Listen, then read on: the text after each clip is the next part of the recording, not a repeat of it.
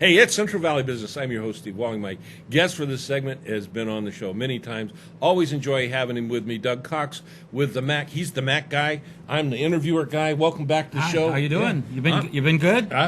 Pretty good. You look good? So do you. I hear Mac's looking pretty good also, right? There's lots of exciting stuff coming. I'm actually right now testing all the new software. Everything's going to be new in September, October. New software for your Mac called Catalina. Yeah. New software, the first software for the iPad as a separate item, iPad OS. Really? New software for phones, new software for the watch, new software for Apple TV, etc. So there's lots of excitement. I've been testing the software for a couple months now. Yeah. And Is it any good? It's going well. It's Yeah. going well. I haven't had any major problems. Yeah. I'm thinking of updating my phone next week. Uh-oh. Normally, as a beta tester, you don't take that chance of updating your main phone. Yeah. But I think I'm going to get. At the point now, I think I might go for it next week. They kind of got your attention enough that. Well, it is beta software, so So there's you don't want potential issues. I tell people, you can. They're actually available for the public to play with. Right. But don't do it on your only computer or your only phone, or because you could be in a world of hurt. You could hit the wrong button that Yes. no one knows about, and Yes. and there you are. And it's no fun. No fun. So Apple's got a bunch of stuff out.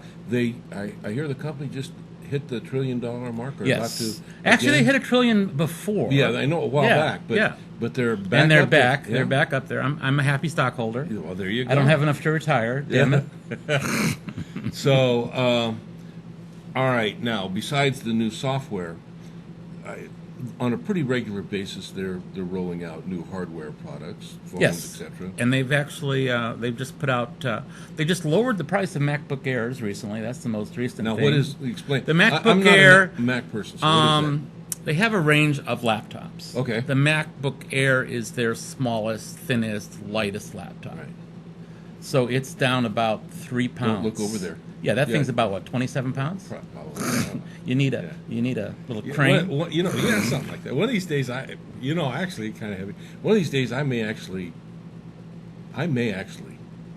dare I say it, Get a Mac? get a Mac. Well, I sit by the phone. Yeah, there you go. Waiting for you to call. Waiting for me to call. Yeah.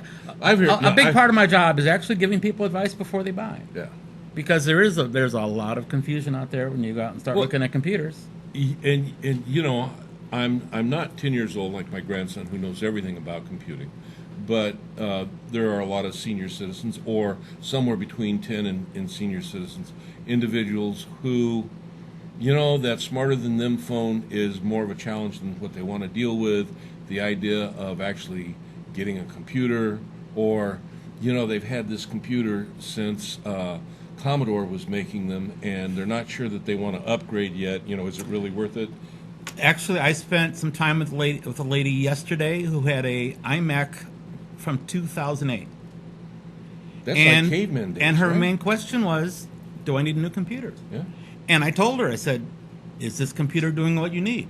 And she said, yeah. I said, is it fast enough for you? She says, yeah. And actually, it's amazing in the Mac world that a computer that is that old can be a satisfying experience for somebody. Mm-hmm. You can't do that in the Windows world. It just doesn't work. You can't do Windows 95 or Windows. No, Windows Ancient. Yeah, but that computer is, 11 years old? Yeah. Yeah, which is pretty amazing. Yeah, and Doug, it amazes me, and I was actually thinking about it today, the evolution and the turnover in hardware products. Right. It's just, I can look at it very, sarcastically and think that it's just, so the producers can get that next buck out of their customers. But if you look at the evolution of technology, you were talking about speed. Is it fast enough for her? Right. The curve is slowed down dramatically. Right, but it's 20 years ago, the speed of the computer literally doubled every couple years. Yeah. That has slowed way down. Apple itself is really making money with services nowadays. They're no dummies. No. But they've always been kind of at that cutting edge. And they still are. When Windows was having a lot of security issues, the Apple operating system was basically bulletproof. Yes, I mean, almost, you know, almost, but yeah, basically bulletproof. you know. Yeah, I'd agree with that. And even today, all right, there are more individuals out there seeking to hack Macs, but even still, it's a good solid. Their latest incarnation is a good solid operating system. Well, the most important thing is that the Apple is based on Unix, and Unix is the most secure, and it's also the system that people out there are working to protect. They're actually working to protect it. Right. Unlike the Windows world where it is the total opposite. People are working to break it. Yeah. Which brings a question. I have a question that, I hear advertisements for these, some kind of a private network page or something. VPN. VPNs, that's it. Yes, it's a virtual private network. Right. Now I know if you happen to have a Windows product, that is you've almost gotten to the point where you really need to do that if you're, out and about. How about for the Apple products? Is that as important? I have set up VPN for clients. Have you?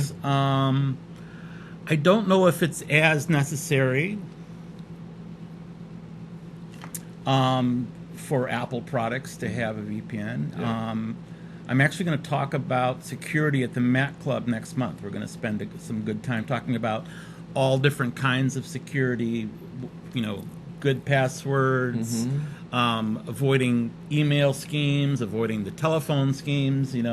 I've been getting a lot of the telephone ones lately. Hey, Your social security number, this is IBM or whatever. It's insane. Yeah. But you have to be safety conscious these days. And you just said magic words, Mac Club. Yes, Mac I'm the Club president. is back. I'm the president of the Mac Club. Yeah. Have been for like 20 years. Yeah.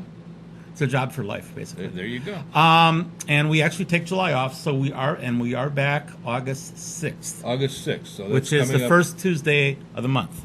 Tell me the dates right. Today is the 1st, so it's in 5 days, right? August 6th. Yes, I was right. There you go. August 6th. Where do you go to participate? We meet across from Fashion Fair Mall at the UC Merced Building, 550 East Shaw. Mm-hmm. You could also call me with any questions or email me with any questions. Phone number? My phone number is 559-277-IMAC. 27. Real easy to remember. How about email? Doug@yourmacguy.com. Okay, so that's how we can get a hold of you. Mm-hmm. Club meeting on the 6th, first Tuesday of every month.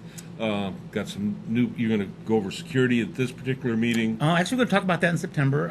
We're going to talk about the new software coming from Apple, okay. the next meeting. Okay. And there's also always time for questions, so you can bring your questions, and people do take advantage of that. And if I'm a newbie to the Mac world, I could possibly bring my laptop or yeah, and it has really good Wi-Fi where we meet. Do you? Yes. Wow, that's awesome. So some people come down from the hills, just to update their computers, okay? Right. Because it ain't happening up in Coarsegold. So. No, it's not. Let me crank it up here. We're doing they got 5 kilobytes a minute. It's just Actually, it was funny. I was working with a farmer last week, setting up a new iPad, and he has unwired broadband, and they put a limit of 5 gigs download a day. So when Doug was there, we quickly hit it. Yeah. And it went right down to dial-up speed. Uh-huh. Right down to dial-up speed. It was pretty horrible. And, it's like, gotta go. was that with the local private? Yeah, company? it's with Unwired Broadband. They actually transmit from, I think, Bear Mountain. Okay. But they do limit you get fast broadband until you've used 5 gigs. Yeah. And then it's like, cut you off. And you get dial-up speed. So that's no fun. No, and in today's world, back in the day, if you had a download that was maybe, 5 megs, you could watch that for the next half hour. Exactly. Exactly. If it was a little bit bigger, you set it up so it would download overnight. Yeah, I remember downloading Netscape Navigator, and it was 15 megabytes, and it took an hour and a half. And today, literally. So that limit, actually, so if that guy wants to update his Mac software, which is 6 gigs, he could only download 5 gigs today, and then for the next, 24 hours, he could download that last 1 gig. Ooh, that's tough. Yes. So think about that speed. It's not just the hardware; it's the speed of your. Actually, Internet. the lady with the old iMac was complaining her computer was slow, and it turned out she wasn't really getting the broadband she was paying for. There you That's what was slow. So you may want to get a hold of the Mac Club people. If you're an Apple person, or if you're thinking about being an Apple person, this guy here, the Mac guy, he's the guy. He's been on the show many times. Always has some good stuff.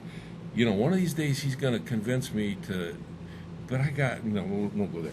Doug, thanks for being back with us again. Your website Is yourmacguy.com. yourmacguy.com. My phone number is 277-IMAC. All right, and the club meets again. The The address first Tuesday of the month. It's 550 East Shaw at 6:00. at 6:30. 6:30. All right. There you go. You're set for this month. Doug will be back in a month or two. We'll talk more. And I'll see you when we come back. Thank you, sir. Thanks, Doug.